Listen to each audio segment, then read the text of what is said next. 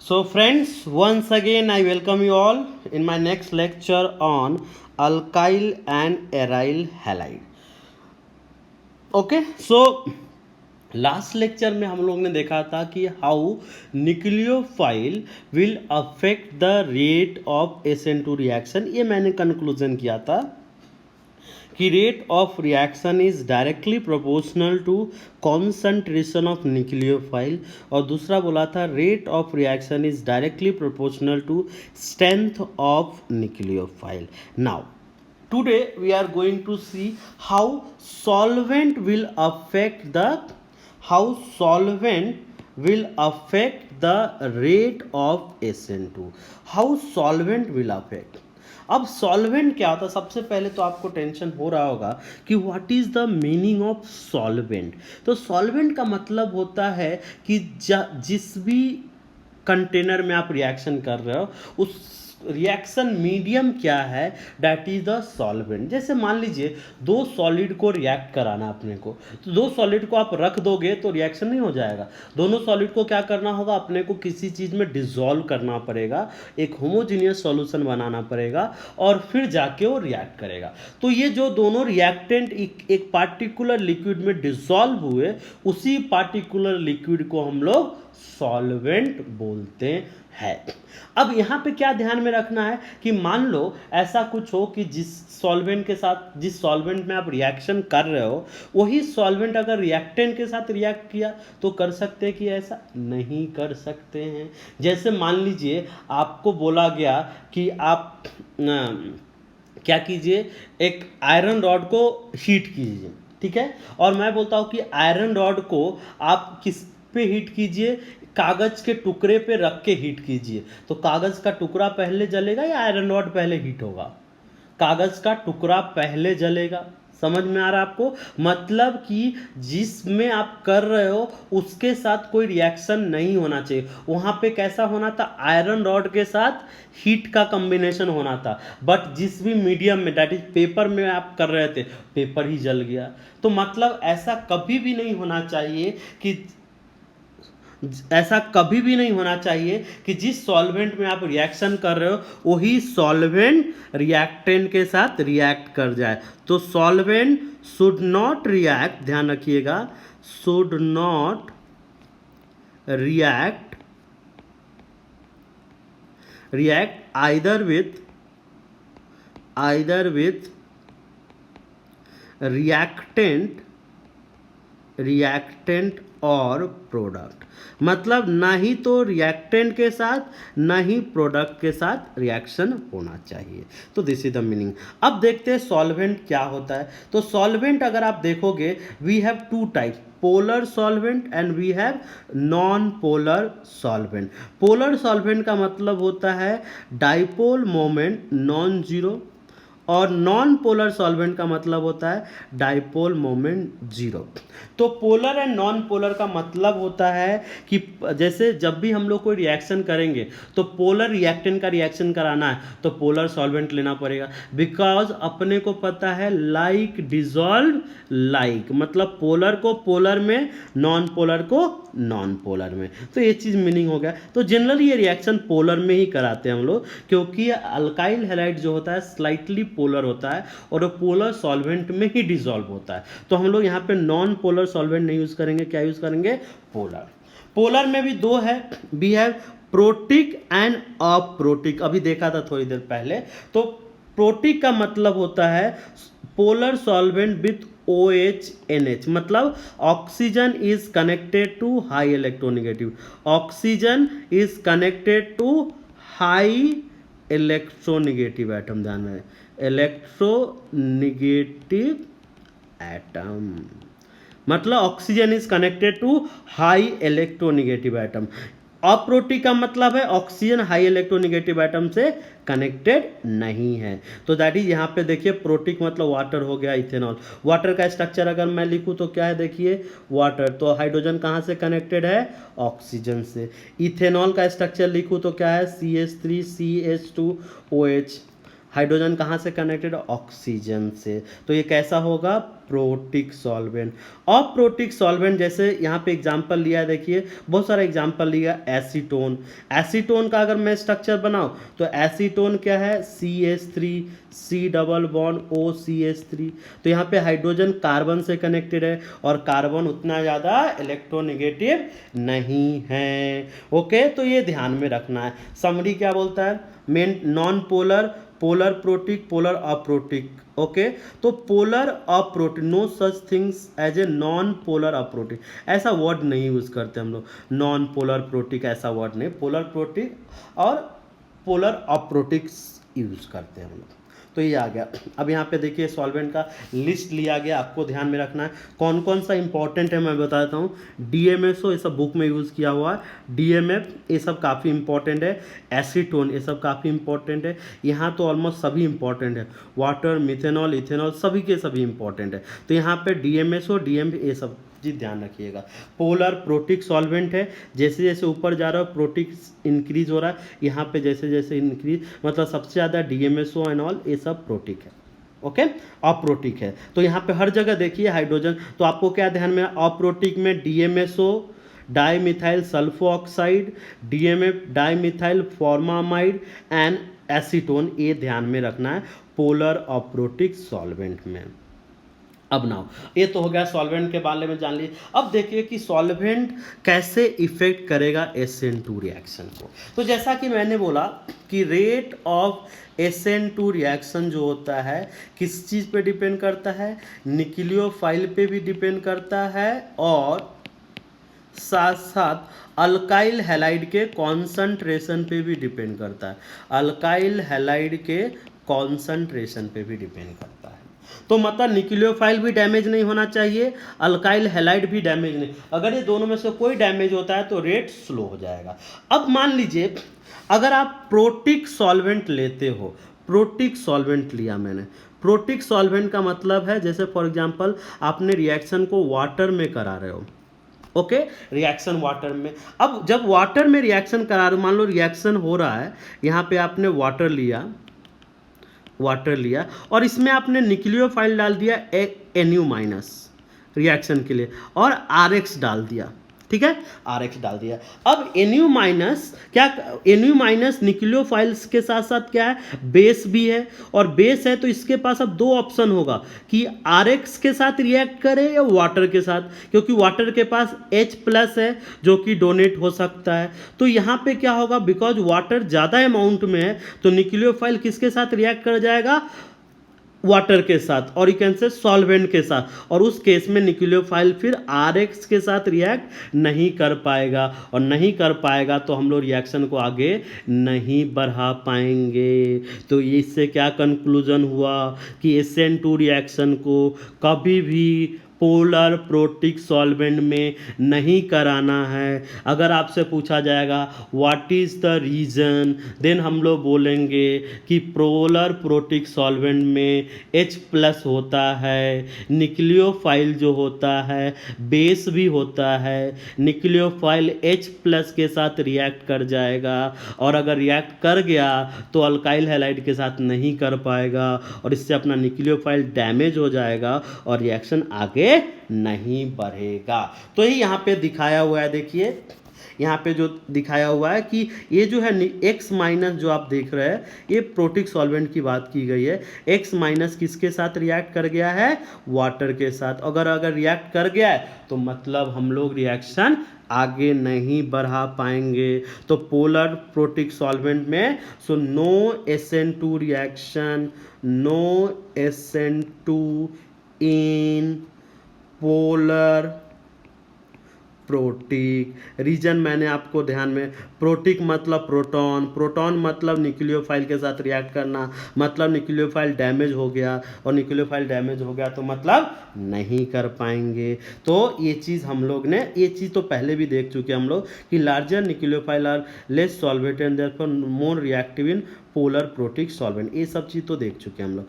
Larger nucleophile also more polarizable and can donate more electron density, okay, तो ये चीज़ already देख चुके हैं, तो हम लोग इस पर यहाँ पे वही चीज़ बताया गया, सब वही चीज़ बताया गया कि पोलर प्रोटिक सॉल्वेंट और प्रोटिक सॉल्वेंट में क्या लेंगे। और यही अगर अप्रोटिक सॉल्वेंट हुआ, दूसरा एग्जांपल अप्रोटिक सॉल्वेंट के लिए दिख नहीं रहा, मैं बता देता हूँ आपको। अप्रोटिक सॉल्वेंट है, अप्रोटिक सॉल्वेंट है, जैसे अप्रोटिक सॉल्वेंट फॉर एग्जांपल मान लीजिए CH3, ओके, COCH3, मान लीजिए ये अप्रोटिक सॉल्वेंट है। तो अप्रोटिक सॉल्वेंट, अब ये सॉल्वेंट के साथ न्यूक्लियोफाइल रिएक्ट करेगा? नहीं करेगा। नहीं करेगा तो क्या हो जाएगा, रिएक्शन को हम लोग आगे बढ़ा सकते हैं। ओके, तो ये चीज़ आपको अपने को ध्यान में रखना पड़ेगा। सो बोल सकते हैं अप्रोटिक सॉल्वेंट मतलब SN2 रिएक्शन को कहाँ पे कराना है अपने को, अप्रोटिक सॉल्वेंट में, अप्रोटिक सॉल्वेंट में। और अप्रोटिक सॉल्वेंट क्या होता है, जैसे DMSO, DMF, एसीटोन, ये सब में अपने को SN2 रिएक्शन कराना है। Polar protic solvent lead to generation of naked and very reactive nucleophile, threads for nucleophile and same for basicity, they are excellent solvent for SN2 reaction. तो मैंने बता दिया they are very good solvent for SN2 reaction. तो ये चीज़ अपने को ध्यान में रखना है कि पोलर प्रोटिक सॉल्वेंट में SN2 नहीं कर सकते हैं, वेयरएज अप्रोटिक सॉल्वेंट में हम लोग अप्रोटिक सॉल्वेंट में हम लोग SN2 रिएक्शन कर सकते हैं। ये चीज़ फाइनल कंक्लूजन किया मैंने। ओके, सो ये हो गया। तो सॉल्वेंट के लिए फाइनली बता दिया। तो SN2 रिएक्शन के लिए, SN2 के लिए aprotic, that is polar aprotic solvent, और इसका एग्जांपल मैंने ऑलरेडी ऊपर दे रखा। ये चीज़ अपने को ध्यान में रखना है। नाउ नेक्स्ट चीज, लास्ट सबस्ट्रेट पे कैसे डिपेंड करेगा। ओके, ऑलरेडी देखा है मैंने, बट एक बार फिर से देखते हैं, बिकॉज हम लोगों ने सिर्फ कॉन्सेंट्रेशन देखा है। तो सबस्ट्रेट पे कैसे देखेंगे, that is rate of reaction is equal to K into alkyl, that is substrate into alkyl halide, alkyl halide का कॉन्सेंट्रेशन। तो मतलब rate of reaction is directly proportional to concentration of substrate, मतलब जितना ज़्यादा substrate होगा उतना ज़्यादा rate होगा। ये चीज़ देख लिया।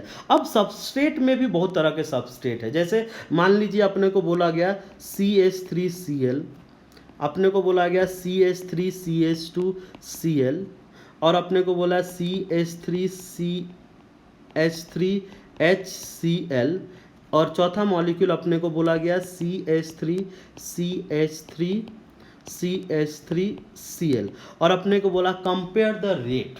रेट कंपेयर कीजिए प्लीज, इसमें से आप रेट कंपेयर कीजिए कि किसका ज़्यादा होगा SN2 रिएक्शन में। तो SN2 रिएक्शन में क्या मतलब है कि न्यूक्लियोफाइल आएगा, अटैक करेगा, और जब न्यूक्लियोफाइल आएगा अटैक करेगा तो उसको जहाँ पे अटैक करना है वहाँ पे स्टेरिक हिंड्रेंस कम मिलना चाहिए। जैसा कि आपको मैंने एग्जांपल दिया था, एक मोटा लड़का और एक पतला लड़का, दोनों को एक क्राउडेड जगह पे जाना है, तो पतला लड़का इजीली चला जाएगा, बट मोटा लड़का को दिक्कत आएगी। ये चीज़ आप दूसरा तरीके से भी ले सकते हो कि आप जा रहे हो कहीं पे एक मेले में, एक मेला ऐसा है जहाँ पे ज़्यादा लोग नहीं हैं, और एक मेला ऐसा है जहाँ पे बहुत सारा लोग है, तो आपको जाने में कहाँ पे डिफ़िकल्टी आएगी, जहाँ पे ज़्यादा लोग है मतलब स्टेरिक क्राउडिंग ज़्यादा है, और जहाँ पे कम लोग हैं आप इजीली जा सकते हो। तो जैसे यहाँ पे देखिए, ये बड़ा सा ग्रुप, ये बड़ा सा ग्रुप, ये बड़ा सा ग्रुप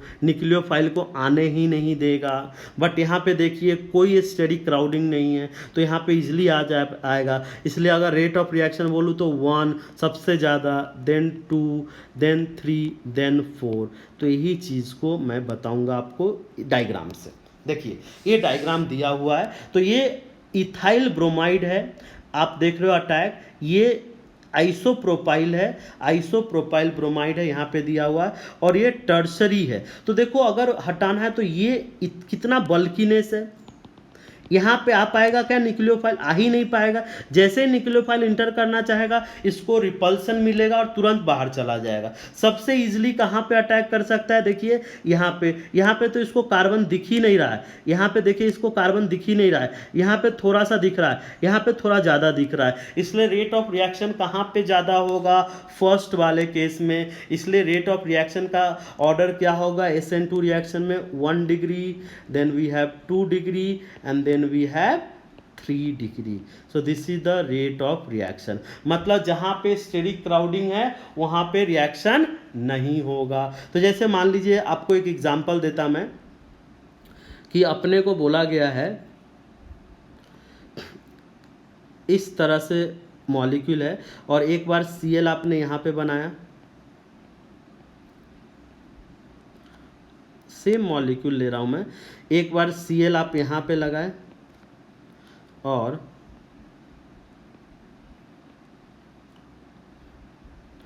सेम मॉलिक्यूल ले रहा हूं मैं और एक बार Cl यहाँ पे लगाए और आपसे पूछा जाएगा कि इसमें सबसे फास्ट कौन रिएक्ट करेगा। तो सबसे फास्ट मतलब जो 1 डिग्री होगा, 1 डिग्री मतलब ये 1 डिग्री का मतलब होता है ऐसे कार्बन से कनेक्टेड जो कि एक ही कार्बन से कनेक्टेड हो, दैट इज 1 डिग्री। तो वहाँ पे क्या होगा? ये वाला केस होगा, स्टेरिक हिंड्रेंस काफ़ी कम होगा और अगर स्टेरिक हिंड्रेंस कम हुआ तो अटैक करना काफ़ी इजी हो जाएगा। इसलिए ये सबसे फास्ट रिएक्ट करेगा, देन ए रिएक्ट करेगा और देन ए रिएक्ट करेगा। यही चीज़ मैंने यहाँ पे मेंशन की है। देखिए, as the number of R groups in carbon with leaving group increases, मतलब जहाँ पे हैलोजन कनेक्टेड है वहाँ पे आर का नंबर इंक्रीज होता है तो रेट क्या होगा? डिक्रीज करेगा। तो ये चीज़ मैंने आपको समझा दिया। मिथाइल एंड 1 डिग्री, देखिए methyl and 1 degree alkyl halide undergo SN2 reaction. 2 degree थोड़ा सा डिफिकल्ट होता है और 3 डिग्री कभी भी नहीं जाता है। ध्यान रखिएगा, 3 degree alkyl halide do not undergo SN2 reaction क्योंकि 3 डिग्री में क्राउडिंग बहुत ज़्यादा है। बहुत ज़्यादा क्राउडिंग होने के कारण वो जा ही नहीं पाएगा। ओके, तो ये चीज़ ध्यान में रखेंगे। Steric hindrance caused by bulky R group makes nucleophilic attack from the backside more difficult, slowing down the reaction rate। जैसे यहाँ पे देखो ये वाला केस है, जब ये अटैक करने जा रहा था न्यूक्लियोफाइल तो इसको तो कार्बन दिख ही नहीं रहा, पहले ये सब इसको क्या बाहर कर देगा, जाने नहीं देंगे तो नहीं कर पाएगा। इसलिए ऑर्डर क्या होगा? सबसे जहाँ पे क्राउडिंग कम है दैट इज मिथाइल, उसका क्या ऑर्डर होगा? 1 डिग्री, उसका क्या ऑर्डर होगा? 2 डिग्री, देन 3 डिग्री। ओके, सो ये चीज़ ध्यान में, ये भी वही एग्जांपल एक्सप्लेन किया गया है कि देखो यहाँ पे CH3Br में बहुत इजीली अटैक पर, और अगर CH2Br है तो देखिए थोड़ा ये वाला इसको रिपल्सन प्रोवाइड करेगा। थोड़ा और एक ले लिया ब्रांचिंग तो इधर से भी रिपल्सन मिलेगा, इधर से भी रिपल्सन मिलेगा, और ये जब अटैक करने जाएगा तो चारों तरफ से रिपल्सन इसको मिल रहा है, मतलब अटैक ही नहीं कर पाएगा। इसलिए सबसे फास्ट कौन रिएक्ट करेगा? ए, उसके बाद ए, उसके बाद ए, उसके बाद ए।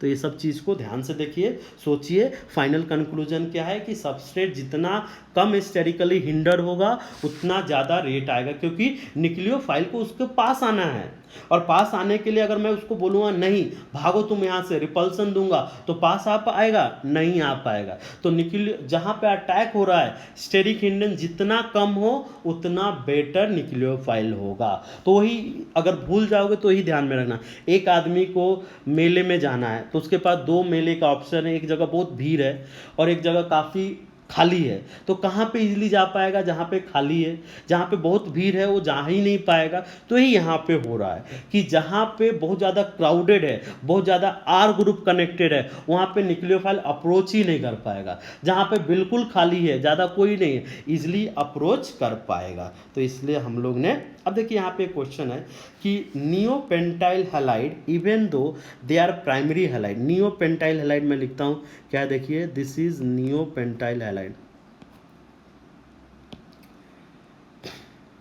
ओके, नियोपेंटाइल हैलाइड क्या है? नियोपेंटेन आपने वर्ड सुना होगा, CH3 मान लीजिए Cl लगा हुआ है, नियोपेंटाइल हैलाइड है। तो क्या लिखा हुआ, neopentyl halide even though they are primary halide. Primary है क्योंकि ये कार्बन सिर्फ एक ही कार्बन, ये जो कार्बन है सिर्फ एक ही कार्बन से कनेक्टेड है, तो ये क्या प्राइमरी हैलाइड है, 1 डिग्री हैलाइड बोल सकते हैं। और अपने को पता है 1 डिग्री हैलाइड में कौन सा रिएक्शन जाना चाहिए, SN2 जाना चाहिए। Okay, but reaction are they are unreactive in SN2। SN2 reaction नहीं होगा, क्यों, बिकॉज देखिए ये तो ठीक है प्राइमरी है, बट ये कितना बल्की ग्रुप है, और ये बल्की ग्रुप है, और बल्की ग्रुप होने के कारण न्यूक्लियोफाइल को स्टेरिक हिंड्रेंस ज़्यादा मिलेगा, और स्टेरिक हिंड्रेंस ज़्यादा मिलेगा तो जब न्यूक्लियोफाइल यहाँ पे अप्रोच करना चाहेगा तो ए ग्रुप इसको रिपल्सन प्रोवाइड करेगा और न्यूक्लियोफाइल को बाहर कर देगा, इसलिए SN2 रिएक्शन यहाँ पे नहीं होगा। तो I think this is clear कि SN2 रिएक्शन के लिए क्राउडिंग ज़्यादा नहीं चाहिए, अपने को बहुत सीधा साधा चाहिए कि एकदम खाली चाहिए, वहाँ पे इजिली आप अटैक कर सकते हो। नाउ स्टीरियोकेमिस्ट्री ऑलरेडी देख चुके हम लोग, एक बार सिर्फ आपको याद दिलाता कि स्टीरियोकेमिस्ट्री का मतलब होता है इन्वर्जन, जो कि हम लोग ने देखा था वाल्डेन इन्वर्जन बोलते हैं हम लोग। वाल्डेन इन्वर्जन को आप याद रख सकते हो, एक छाता लेके आप तूफान में जा रहे हो तो छाता कैसे पूरा पलट जाता है, तो दैट इज कॉल्ड इन्वर्जन। तो मॉलिक्यूल में भी ऐसा होता है, तो मॉलिक्यूल में मतलब स्टीरियोकेमिस्ट्री अगर पहले R हुआ होगा तो बाद में क्या हो जाएगा, S हो जाएगा, अगर पहले S होगा तो बाद में क्या हो जाएगा, R हो जाएगा। उसी तरह से अगर मान लो पहले D होगा तो बाद में क्या होगा, L होगा, और पहले अगर L होगा तो क्या होगा, D होगा, मतलब देयर विल बी इन्वर्जन, मतलब पूरा मॉलिक्यूल पलट जाएगा। तो हम लोग बोल सकते हैं कि SN2 reaction always proceeds with inversion, inversion में प्रोसीड करता है। अगर वो कायरल सेंटर पे हुआ तो उसको इन्वर्टेड मिला कि R का S और S का R, अगर कायरल सेंटर नहीं हुआ तो हम लोग R का S S का R नहीं बोल सकते। जैसे यहाँ पे एग्जांपल दिया हुआ देखिए कि पहले वो S था और रिएक्शन के बाद क्या हो गया, R हो गया। तो ये क्वेश्चंस आते हैं, ऐसे क्वेश्चन आपको नीट में, मेंस में, कि what is the final configuration, final configuration क्या होगा अगर यहाँ पे SN2 रिएक्शन हुआ। तो ध्यान रखना, अगर कहीं SN2 रिएक्शन होता है तो कॉन्फ़िगरेशन इन्वर्स हो जाएगा, पहले अगर R हुआ होगा तो बाद में S हो जाएगा, पहले अगर S है तो बाद में R हो जाएगा, जो कि यहाँ पे आपने देखा है ये चीज़ कि पहले S था तो बाद में जाके क्या हो गया, R हो गया। और यहाँ पे भी देखिए वही है कि अटैक हो रहा है, इस तरह से अटैक हो रहा है, यहाँ भी अम्ब्रेला की तरह दिखाया, देखो आप अम्ब्रेला की तरह दिखाया, जैसे ही अटैक हुआ ये पोर्शन पलट के किधर चला गया, इधर चला गया, देखिए पलट गया, पूरा पूरा पलट गया। ओके, तो मतलब इसी को बोलते हैं हम लोग इन्वर्जन। और क्यों इन्वर्जन होता है, इन्वर्जन होने का मतलब होता है क्योंकि अटैक कहाँ से होता है, बैक साइड, बैक साइड से अटैक होता है, और बैक साइड से अटैक होगा तो जो पीछे वाले मॉलिक्यूल्स है सभी के सभी उल्टे चले जाते हैं, that's why this is called as inversion. तो SN2 रिएक्शन में इन्वर्जन होगा। तो what is the final conclusion, सब कुछ पढ़ चुके हैं, थोड़ा 2 मिनट में मैं आपको पूरा रिवाइज करा देता, जो हम लोग ने पढ़ा उसको देख लीजिए। तो अगर सबसे पहले रेट ऑफ रिएक्शन देखें किस चीज़ पे, SN2 reaction, SN2 reaction 1 step process है, कॉन्सर्टेड मैकेनिज्म फॉलो करता है, यहाँ पे सिर्फ ट्रांजिशन स्टेट आता है, इंटरमीडिएट नहीं आता है। अब हम लोग 1 बाय 1 देखते हैं न्यूक्लियोफाइल से कैसे प्रभावित हो। सबसे पहले लिविंग ग्रुप से क्या होगा, तो लिविंग ग्रुप जितना अच्छा होगा, मतलब RI minus better leaving group, RBr, RCl and then RF, ये हो गया लिविंग ग्रुप के कारण। दूसरा हम लोग ने देखा था अल्काइल हैलाइड में, अल्काइल हैलाइड में सबसे पहले मिथाइल X मान लीजिए, उसके बाद किसका नंबर आएगा, 1 डिग्री का, देन 2 डिग्री का, देन 3 डिग्री का नंबर आएगा। देन हम लोग ने देखा था कि सॉल्वेंट कैसे इफेक्ट डालेगा, सॉल्वेंट में कैसा सॉल्वेंट यहाँ पे यूज़ करना है, पोलर प्रोटिक सॉल्वेंट यूज़ करना है, पोलर अप्रोटिक सॉल्वेंट यूज़ करना है। एंड पोलर अप्रोटिक सॉल्वेंट क्या होता है, जैसे DMSO, DMF, एसीटोन, ये सब यूज़ करेंगे। देन हम लोगों ने चौथा देखा था न्यूक्लियोफाइल, न्यूक्लियोफाइल मतलब अच्छा न्यूक्लियोफाइल होना चाहिए और ज़्यादा कॉन्सेंट्रेशन होना चाहिए, और हम लोग ने ऑर्डर देखा था पूरा डिटेल में, और फाइनली हम लोग ने स्टीरियोकेमिस्ट्री देखा। सो this is in not sense about the SN2 reaction. आप एक बार अच्छे से पढ़िए, बार बार अगर नहीं समझ में आ रहा है वीडियो को देखिए, अगर कुछ दिक्कतें हैं तो यू कैन कमेंट, आप मेरे से पूछ सकते हैं, मुझे मैसेज कर सकते हैं, मैं आपको रिप्लाई करूँगा। Okay, thank you.